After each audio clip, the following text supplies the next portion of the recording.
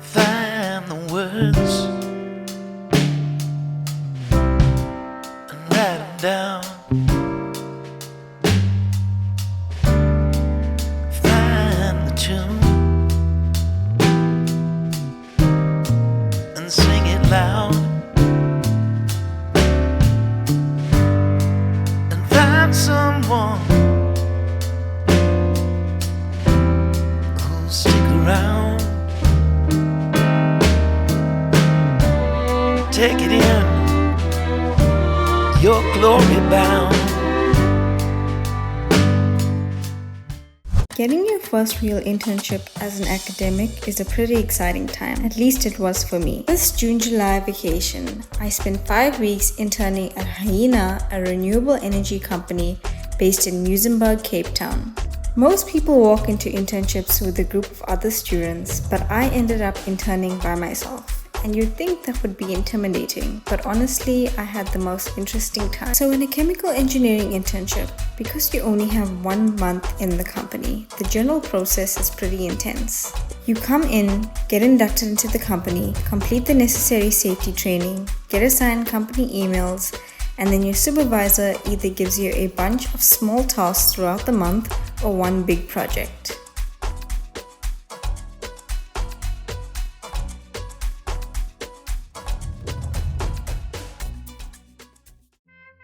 Although I was only an intern, I was lucky enough to be surrounded by some of the best supervisors and the most welcoming team. You often hear a lot of horror stories about internships and people not getting along, but in my 5 weeks at Hyena, I never once felt like an intern. I genuinely felt treated as an equal and people truly cared about my opinions and work. That made the learning process so much more enjoyable because I felt comfortable asking questions whenever I needed help or clarification.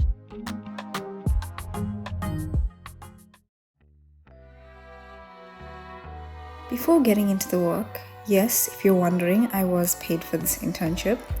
I won't share the amount because that's private to the company, but it was genuinely rewarding to be paid for a skill and knowledge I've spent years building. I've been living in Cape Town for about 4 years now, originally from the Bluff in Durban. And one thing I really love about being here is the coffee culture. There's a Seattle co-working space right across from where I live, so whenever I needed a change of scenery, that's where I'd go to work. This is where I was doing a lot of calculations for the report that I had to submit, mainly benchmarking performance variables, graphing results, and presenting the analysis. I actually enjoyed the math side of engineering, but in the industry, the calculations are usually plug-and-play formulas. The real engineering is in analyzing the numbers and explaining what they mean. And that's really what you're being hired for. There's a summer past, I know. Can't reach me, can't see me. To tie everything together, people don't really talk about how hard the day-to-day is. It's stressful, it's tiring, and most days it's honestly pretty repetitive.